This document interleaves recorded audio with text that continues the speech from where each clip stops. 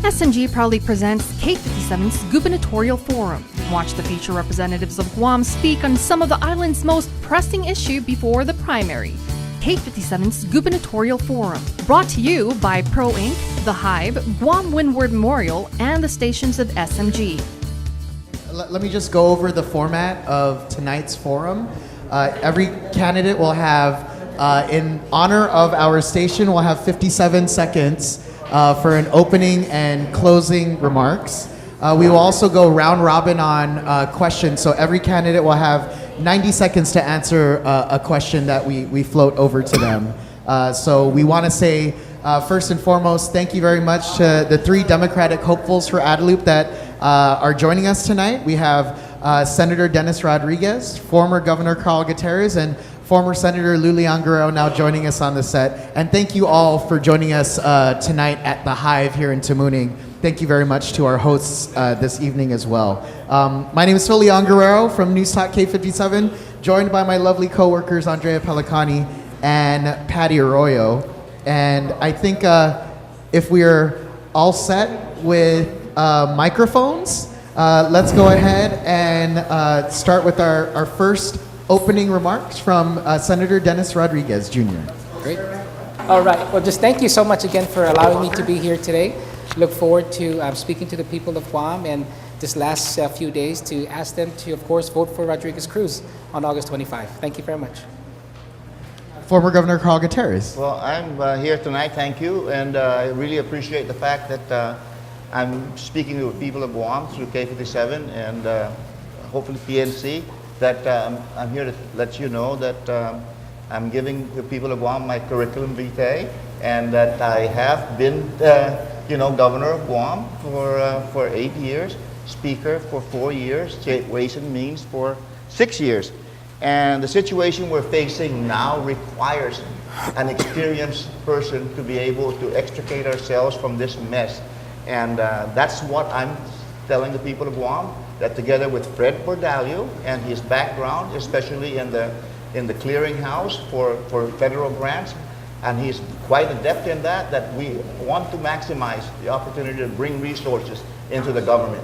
And so I'm here to be able to present myself with our team that Guam has lost its soul, and we want to make Guam Guam again, bring the Guam back that we know. Thank you, Governor Gutierrez. Former Senator Leon Guerrero. Yes, thank you, and thank you for the opportunity to speak before an audience and to have them understand what our platform is.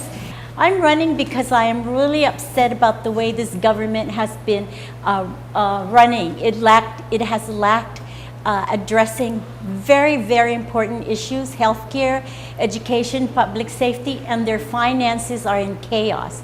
And so I feel with my experience in banking and financing that I can provide a better expert to resolving it. So I ask that you listen and please vote Leon Guerrero Tenorio on August 25th. Well, thank you to all of the candidates who showed up. We appreciate your participation. It was unfortunate because we did originally plan for all of the 5 candidates to be here, but there were some scheduling conflicts, so I'm really grateful that the 3 of you have shown up. I'm going to start off with the first question, if you don't mind. I will ask you an obvious question, at least for me, because I've been in journalism on Guam for the past 25 years, and the role of the media has always been very important to me and its relationship with Attainable. So I'll start with you, Senator Dennis Rodriguez. What is, in your opinion, what is the role of the media in a Rodriguez Cruz administration? Well, the role of the media is you are the voice and the ears and the eyes of the people. And I'm going to continue being available and transparent with you, just like I have been the past 8 years. You have my numbers. You can call me or text me any time of the day. I won't hide from you. You know that you don't have to talk to a staffer to get to me. You can call me directly. And so that's how I'm going to lead. That's how every government agency is going to operate under my direction. And so that's just the way we need to be, is be transparent. And so that's how the media is going to play a role in my administration. Governor Gutierrez. Well, first of all, the media is the fourth estate, and I don't see how I'm going to make a determination on what a relationship would be. Their job is to figure out what's going on in the government, and let them take us to task. We want to be completely transparent when we do things, and for us to be able to set up a relationship with the media seems like it's the gang's gang system, but it's not going to be that way. The media is going to hold us accountable, and we will be as fair of giving out information as possible. I was an author of the Sunshine Act, and I really believe that the media has a responsibility to do, aside from any relationship that we have. Their job, they'll have to do.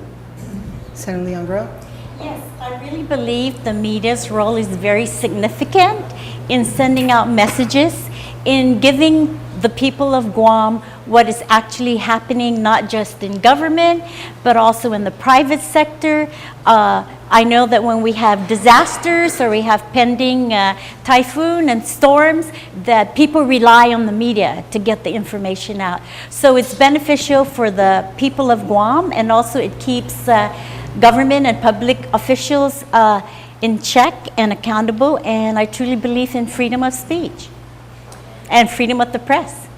Thank you so much. I appreciate that. One thing that's really important to us as hosts of News Talk K57 is our listeners. Our listeners direct a lot of our programming, and what's important to them is always important to us. And so we do have questions from our listeners that we wanted to be able to pose directly to you.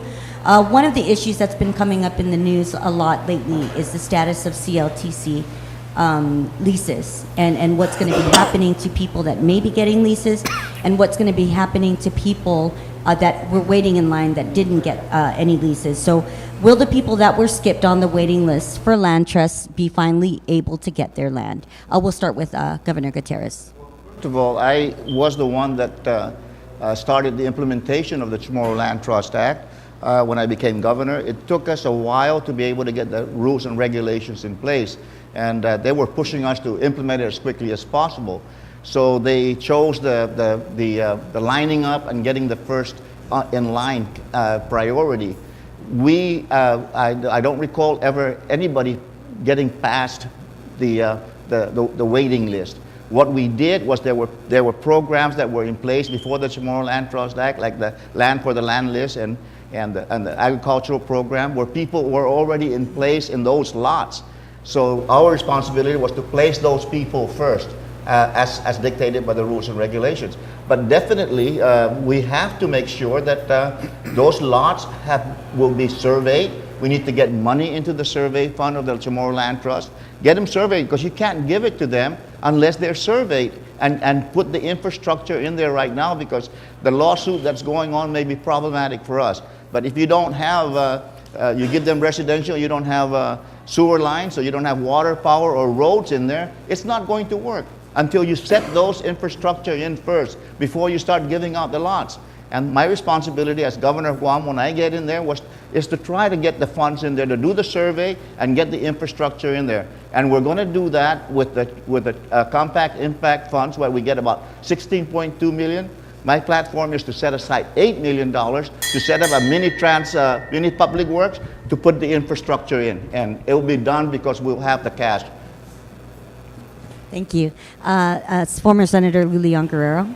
Yes, I think land is very important to the Chamorros and our culture. And the Chamorro Land Trust was done specifically to avail our people of some land that they can use. It's unfortunate of what has happened with the Chamorro Land Trust when people really didn't follow the rules and regulations. And under a Leon Guerrero Tenorio administration, we will definitely abide by the rules and the regulations. And it's about fairness, and we are very much focused on making sure people are treated fairly. It's also about putting trust back into the Chamorro Land Trust. And unfortunately, there is some doubt about the way it's being run. And I think that is a sad state of affairs. And in our Leon Guerrero Tenorio administration, we will make sure that we get back the trust of our people. In terms of the infrastructure, I will pursue a USDA funding source. I met with one of the USDA officials when they were here, and they have lots of grants that we can do to specifically provide infrastructure to our people. So I think it's a disservice that the people that have the Chamorro Land Trust lands are not being afforded that, and I will do everything in my power, humanly possible, to provide the funding source, to provide the infrastructure, the utilities, and so forth. Thank you so much. Senator Rodriguez? The administration would believe that it's time to put the dream into reality for the land trust and to give the Chamorro people the lands that that are rightly theirs. Part of our platform in this 10-step action plan that we have, we address this. One of the things that we're going to do, the first things that we're going to do is we'll order a full investigation into the Chamorro Land Trust Commission, present and past members, present and past staff, administrators, to determine what went wrong, where it went wrong, who needs to answer to the authority of the law, and how we can right the wrong. And so when you ask the question whether those who have been skipped will have their justice served on them, absolutely. Because we have to understand where it went wrong and how we're going to move forward and ensuring that the dream of having land is given to them. Thank you so much.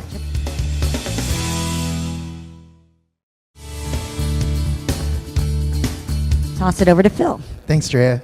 Since we're taking advantage of our opening questions being connected to what we see and hear from our listeners every day, certainly a theme that I hear on not just my show, but all of the shows of K57 is concern about government corruption. And all three of your campaigns have mentioned trying to address perceived and real government corruption as part of your new administrations. I want to ask each of you, what specific corrupt element in GovGuam today would you uproot if you're elected governor? And we'll start with former Senator Lou Leon Guerrero. What specific? What specific corrupt element are you seeing in the government of Guam today that you would like to end if you're elected governor? I think corruption starts from the integrity of the individual. And certainly our administration is going to have high integrity. We're going to be honest. We're going to be very transparent. We're going to be very accountable to the people of Guam. There's several things that we can do to prevent that temptation for corruption. I think what I would like to do is live stream public meetings. I would like to put people with high integrity into boards and commissions and vet them out that way. And so also hold quarterly town hall meetings so the people can know exactly what we're doing with their taxpayer dollars. I think we need to make sure that we're transparent and open about that, Phil, because a lot of times people feel that their taxpayer dollars, their taxes are not being used in what it is supposed to be. So being a banker, coming from a financial institution that's highly regulated, I am holding people's money, and I want to give them the trust that their money is safe.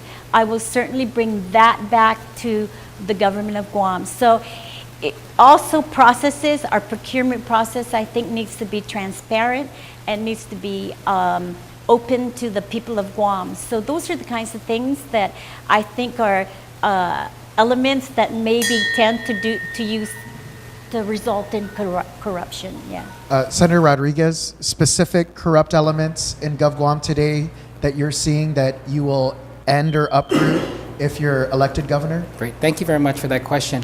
When we first talked about corruption in our campaign, people thought, this is the big C word. You don't speak about it. You don't talk about it. But then when you had people come forward, whistleblowers come forward and speak about what they know and what they've seen, corruption happens everywhere. Whether it be that rich businessman who didn't get a contract because he's not connected to somebody powerful, or that one individual on the bottom that can't get a government job because they don't know who it is in that department or agency, or that government employee who has been accustomed to one officer for 10, 15 years and just can't get up, that chain. And so how we're going to deal with that is that we offer it in our 10-step action plan, is we're going to establish an Office of Inspector General. My running mate, Colonel Dave Cruz, he knows this very well. He was an officer in the U.S. Air Force.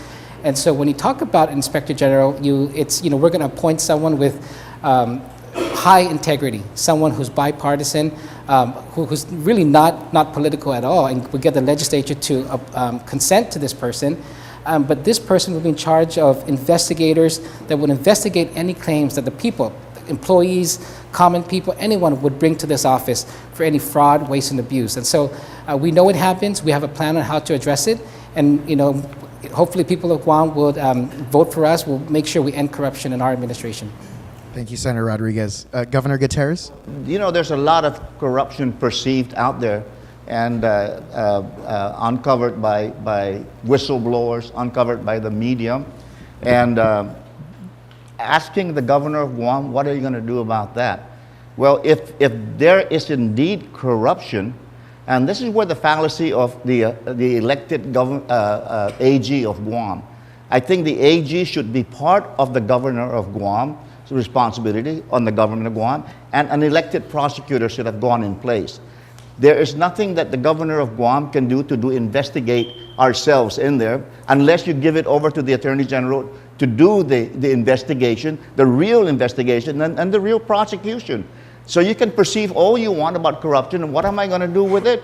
It's the AG that has that responsibility to go in there when somebody gives, a whistleblower comes out with these things, like you're saying, some of these Chamorro Land Trust stuff, right?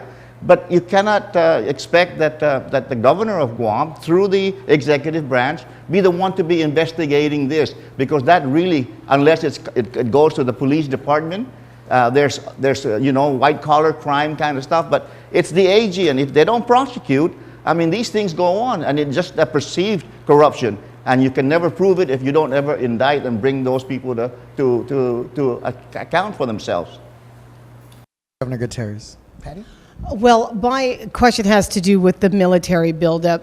We've all been through the setup of the military buildup. All of you have had in your capacities some kind of involvement in the past several years of how we've been trying to organize this military buildup. I'm really concerned about the government's role in providing force services that will include thousands of more people. We do have a 52-page report that outlines a lot of the response of the government of Guam and their responsibilities to this buildup from our end.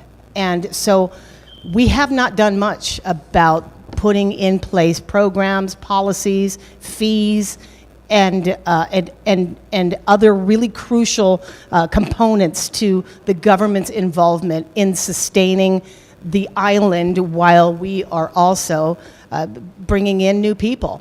What can your administration do to help meet some of these really crucial points of the military buildup that we as a government of Guam are responsible for? Yeah.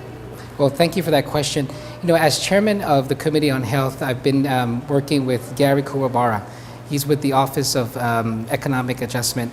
And so every time he comes to Guam, we have a time that we sit down and speak.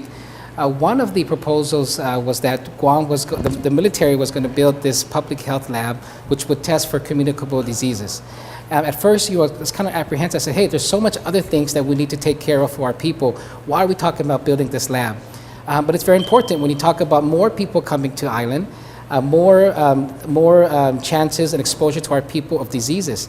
And so, unfortunately, this was unfunded by Congress.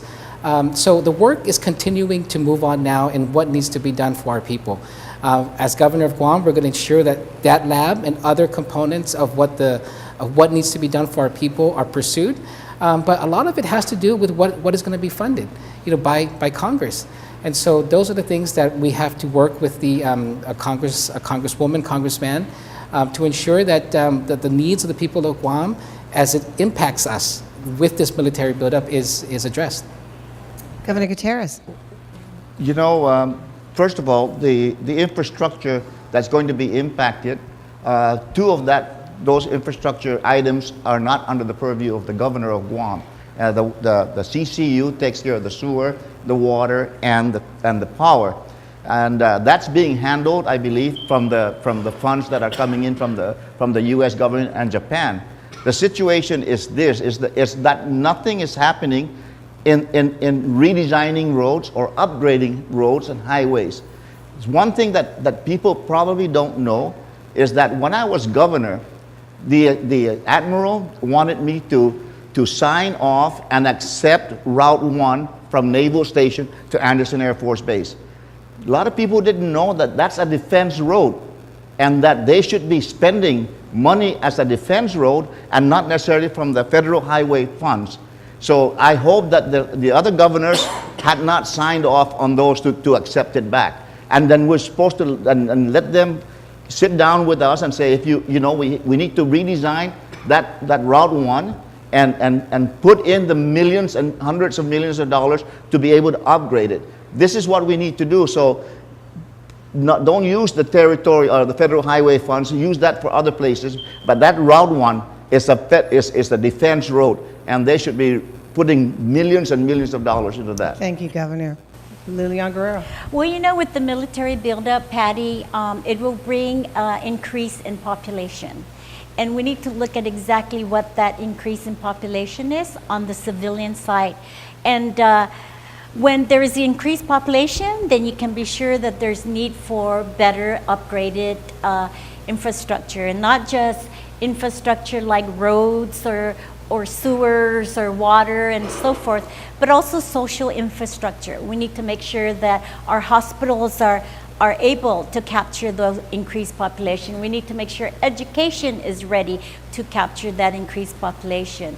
Public safety is also very important. So one of the things that I think I know we will do in Leon Gubernatorial is we're going to have a good, close partnership with the federal government, communicate very well what exactly that population is, and work with government agencies, federal agency, government agencies to provide the funding source. And I know that the Congresswomen, they just passed the National Defense Act, which gave budget to our island, and most of that money is going to be for those kinds of things.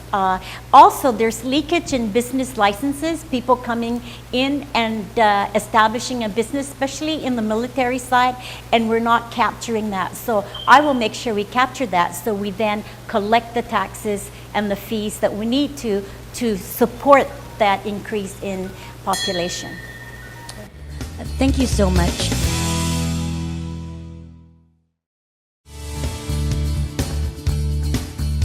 We've been watching, and we are now pending the decision on our current governor on what's going to be happening with the budget bills. He's in possession of 2 budget bills. We don't know what's going to be happening with that. We saw how the Trump tax cuts dramatically affected our current fiscal budget at the time. We passed a sales tax. We repealed the sales tax. We entered budget session. We entertained few revenue enhancement options. We pulled them back.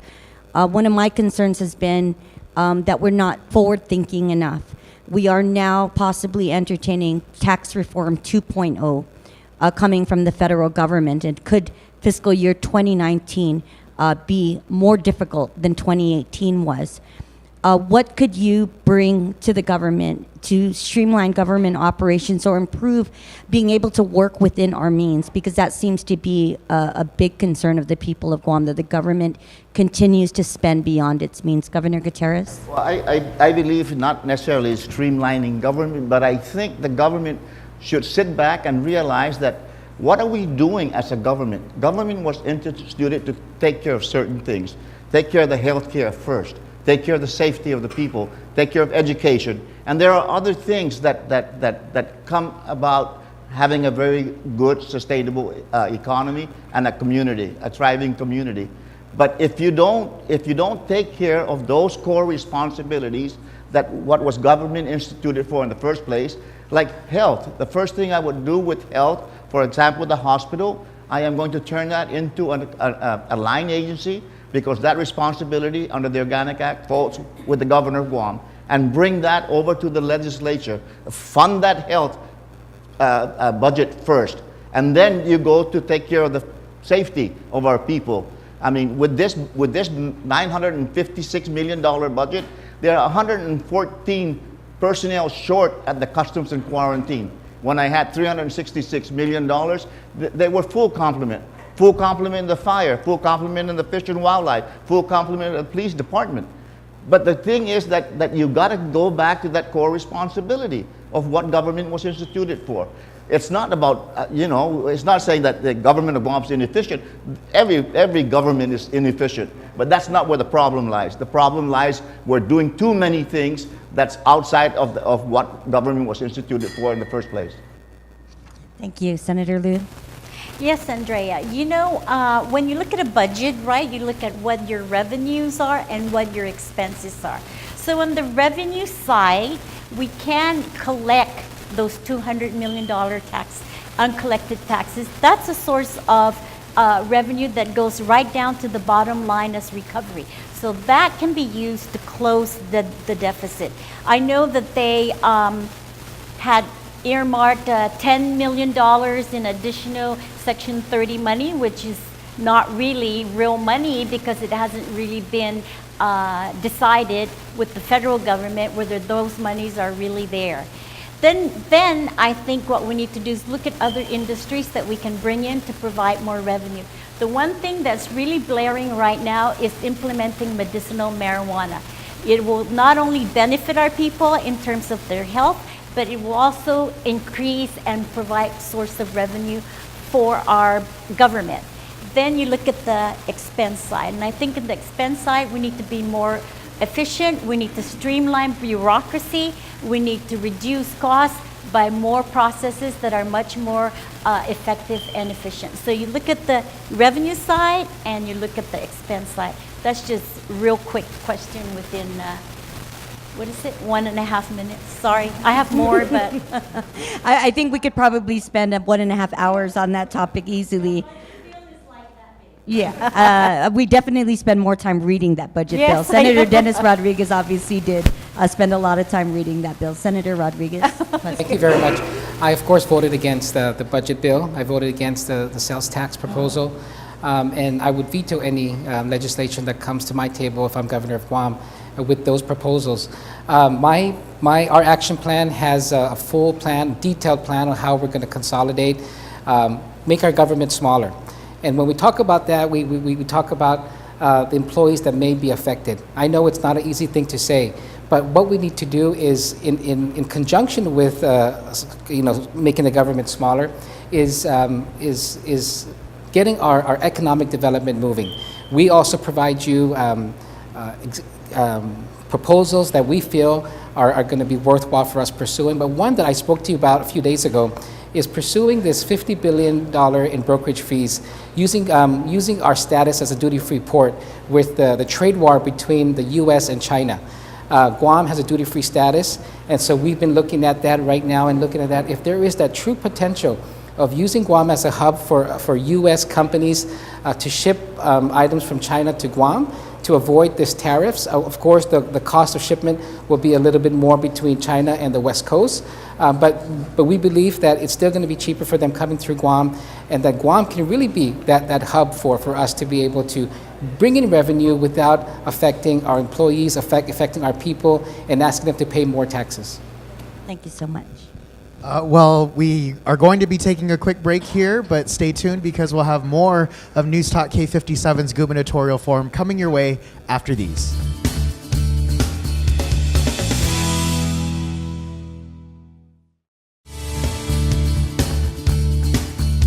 Welcome back to K57's Gubernatorial Forum. Lou Leon Guerrero here with my coworkers from our station, Andrea Pelicani and Patty Arroyo. We're joined tonight by former Senator Lou Leon Guerrero, former Governor Carl Gutierrez, and Senator Dennis Rodriguez. Welcome back, and thank you again to all. I was overhearing actually an interesting conversation that Patty and Kyle Mandapat were having on the drive over here tonight. And they were talking about housing prices. How it is difficult in 2018 for a family of 5 to buy a home for less than $250,000. I know as a single renter, sometimes it's hard to even afford a studio apartment in a nice neighborhood because a lot of the prices are fixed to military housing allowance.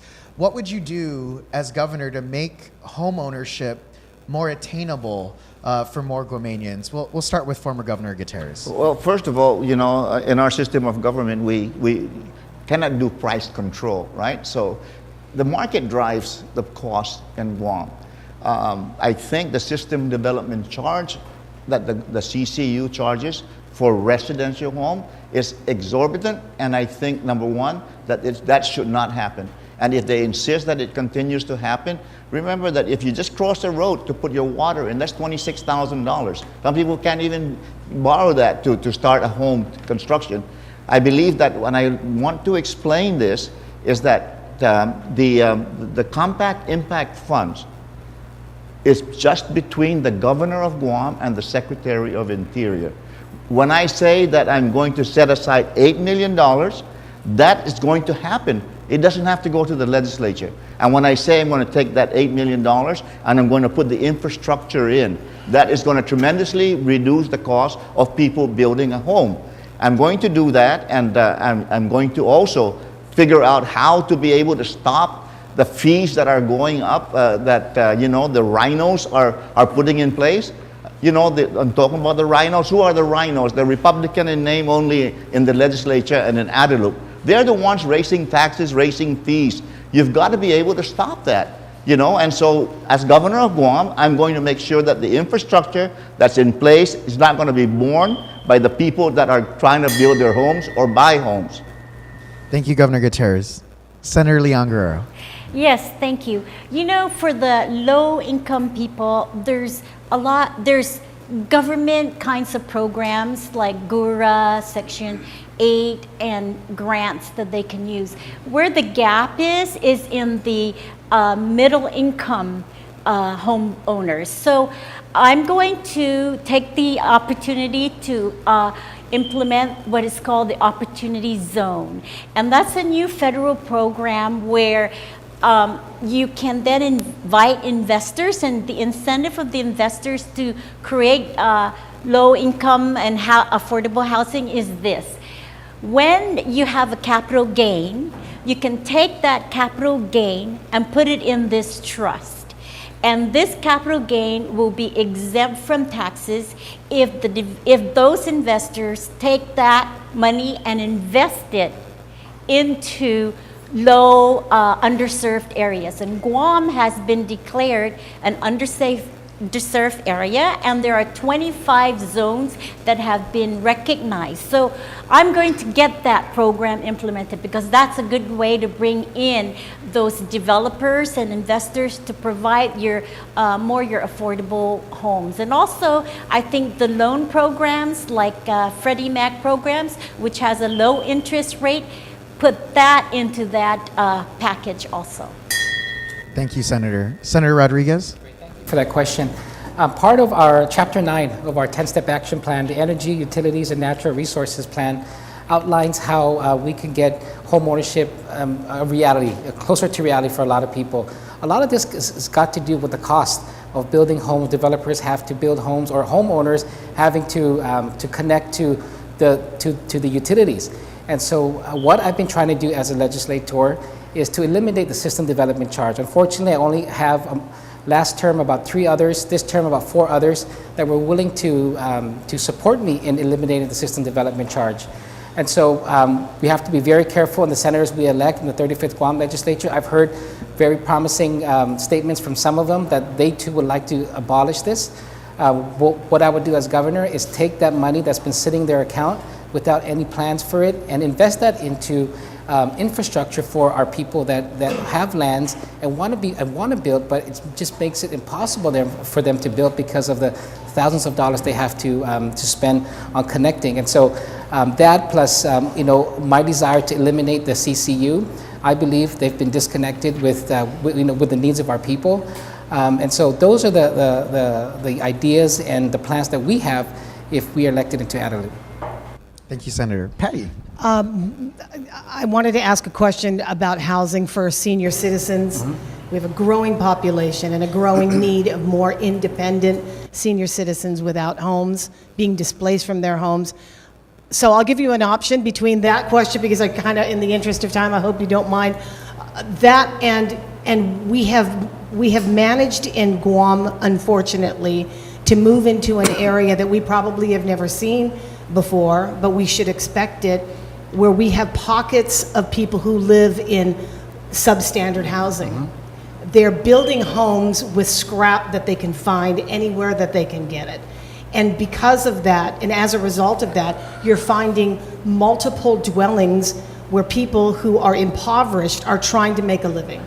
So how would we address how to control substandard building, or it's really another industry of substandard development, and then on the other side of that, it begets crime, because we find people who are living in these homes that don't have jobs, don't have education, and literally are relying on other people to come in and work, and they have nothing to do during the day or in the evening. So it's sort of a twofold question. How do we rope in this new sort of underground industry of substandard development? Yeah.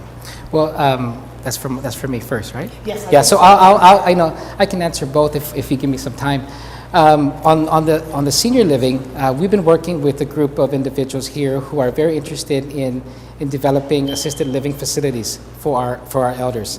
When these discussions first happened, we took a look at it and say, would this really work here on Guam, when our culture is that when we have elderly parents, elderly folks that we take care of, we don't want to put them into a facility where it's they're going to be there. We'll come visit them on the weekends.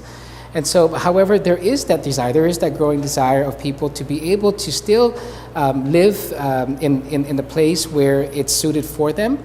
And so what we've been trying to do is getting the administration as well, public health, public works, is to put together rules and regulations so that whoever developers or investors want to come in here and establish assisted living facilities, it's safe and it's done right for our manamku. Because our manamkus are just like are very vulnerable, that people could cheat them and take advantage of them. And so we have to have a system in place that ensures that whatever is done that people are saying are doing for them, that is done the right way.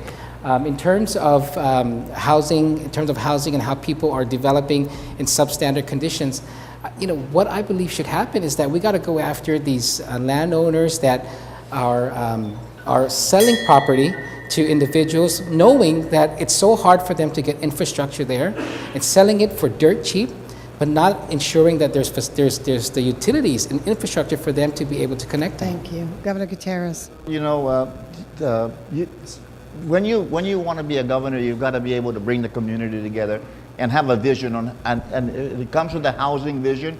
50-some years ago, Governor Guerrero had a vision on how to take care of the very problem you're talking about. They went and took properties up in the Dedido area that belonged to the government, and for $1 each, gave it to Kaiser, and Kaiser built those homes up there in Kaiser. The same thing could be if we can be innovative. Right now, if we can do the same kind of a project with Chamorro Land Trust properties and build these homes with the infrastructure in there, instead of giving out raw land, we could come up with that kind of an idea. Or down at the senior citizens, for example, at Gubernatorial. That was placed there to be able to have our senior citizens in their last years enjoy the walking into the beach and all that. But there's only a few people that are staying there. We were developing a 250 high-rise homes there, and that we would give those senior citizens a better living place. We've got to redo that whole idea, because it is not serving our people. Maybe 50 people are served there, when we can serve 250 people. And so we got to be innovative. We got to have a vision on housing. We got to pull the community together and pull the Chamorro Land Trust and all those people that are in business here building homes, to be able to come up with a partnership. Thank you, Governor. Senator? Yes, Patty, it's just interesting because I had been canvassing up in Dedido, and I canvassed over in Swamp Road, Nevermind Road, and certainly I have seen the living conditions of those people there. And I've been thinking about how we can help them. And one of the main things that they're in that predicament is they're working, but their wages are not livable wages. So I think we need to look at how we can raise those minimum wages and make them livable wages. Okay, so that's the way that maybe they can provide for a better home. And if we look at this opportunity zone that I was thinking about, then what we could do is maybe build and develop homes for them at a very low cost.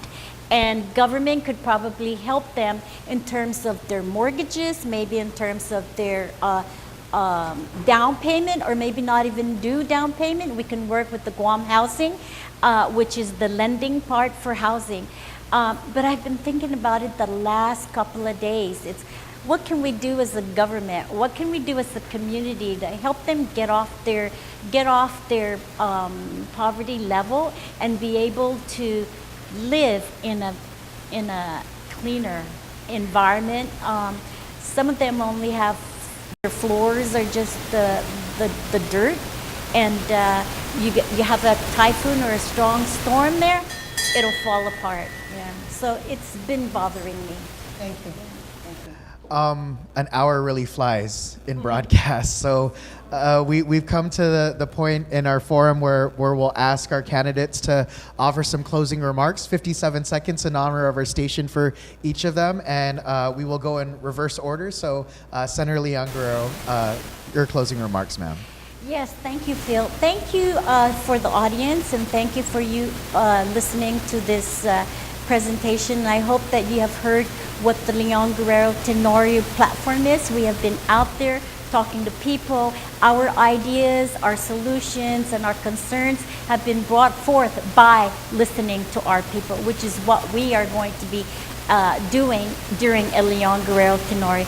But at the end of the day, when you go to vote, you need to ask yourself, who do you trust will really manage the finances of the government?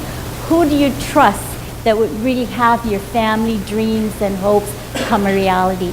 Who do you trust that will make your families feel safe at home?